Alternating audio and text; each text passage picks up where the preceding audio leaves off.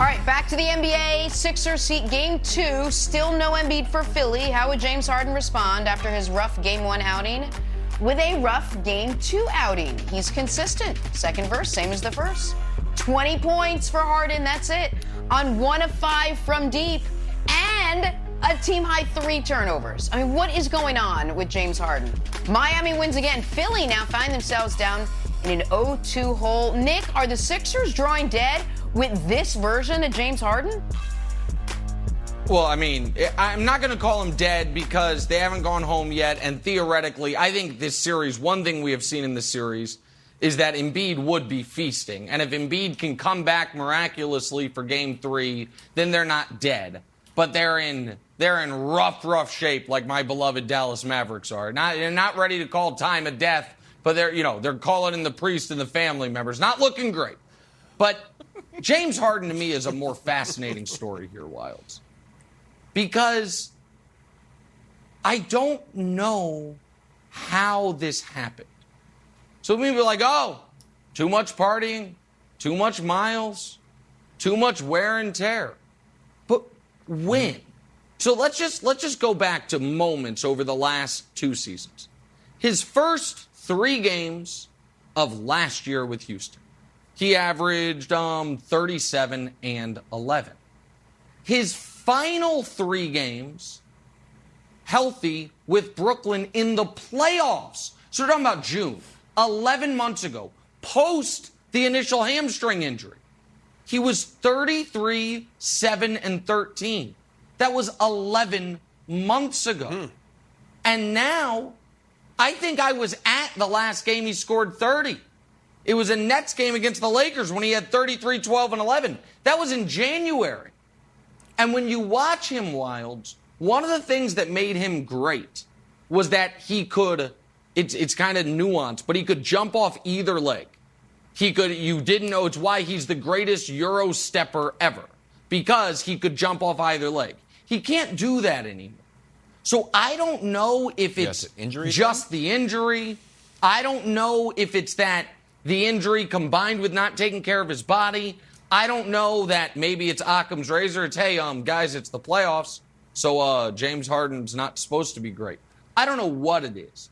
But one of the greatest scorers ever, which he was. Now, if he scored 35 last night, it would have been gobsmacking. So it's sudden. It's out of I don't want to say it's out of nowhere, but it's the type of decline you don't typically see from a player that didn't suffer a catastrophic injury. And he didn't suffer a catastrophic injury. Yep. He came back from the hamstring injury during the playoffs. So I don't know what's happening, but I know it is as jarring of an immediate decline for a great player as I can remember. Okay, so that's what's confounding. And I'm not willing to say, Broussard, that it's all physical. I think the both legs thing is interesting. Maybe it's the hamstring injury, has never fully healed. Maybe it has, but he doesn't feel confident in it. That's always a thing. It's like guys get hurt. It's like, well, I got to feel confident on it, even though the doctors say it's a 100%. Here's the weird thing about James Harden. He has the ability to turn it on and off at his discretion. Like, we make fun of, I shouldn't say we make fun. I think people take shots at Russell Westbrook because you'll see Russell Westbrook's team sometimes down 25 points in the fourth quarter, and Westbrook will catch a dunk and act like the game is close. And it's like, what is this guy doing? Oh, he doesn't know, look, scoreboard. But it's because he can't turn it off. He can't turn it off. He's like, if I hear the music, I'm going to dance. If the ball's rolling around, I'm going to play my best. Harden can turn it off. He turned it off with Houston. He turned it off with Brooklyn.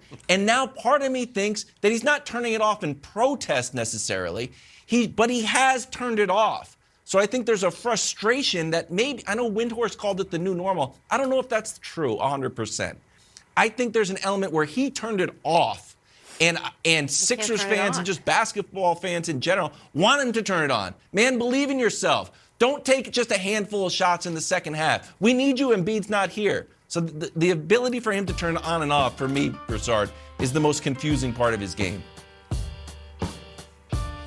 Yeah, and you mentioned, shooting the second half. There you have it, his shot chart from the second half. Look, in the 2 games, Wilds, James Harden in the second half is 2 for 9 with 8 points and 6 assists. That's the equivalent of a full game.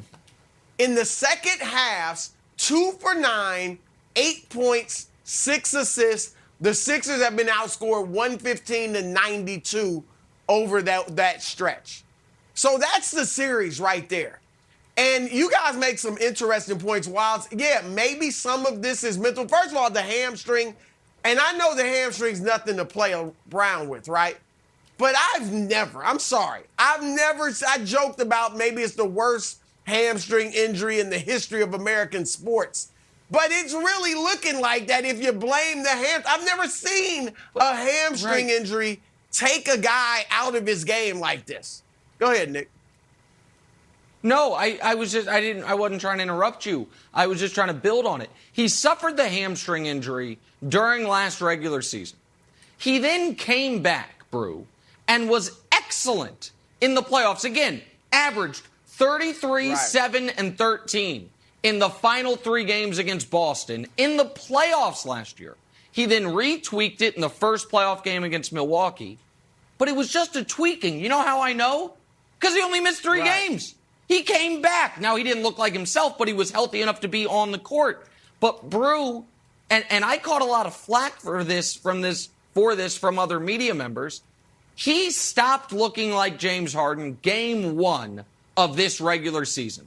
And you and I talked about it. Like, wait, is it the new rules? Wild's like maybe it was the new ball. Yeah. Game 1 of the regular season on this show, we talked about how he wasn't taking 2-pointers anymore.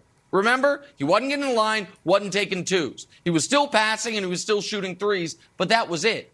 This whole year has been baffling. And maybe the Mirage, Brew, was the first 3 games with Philly, averaging 27 and 12 again, looking amazing. And that the rest of the season, a year ago. He's kind of been the same guy. That feels like 5 years ago. What's interesting is that you would think that Harden had the game to play well even as he ages. He's skilled. He's as skilled as it gets. His handle is great. He's a smart player, high basketball IQ. He can pass. He can shoot. His game should not be predicated on, I've got that burst to beat my man off the dribble. And so that's odd. I told you guys, he's already played more games than Magic, Bird, and Allen Iverson did in the regular season in their careers. So if indeed, Nick, he's declining, it's natural. I mean, everybody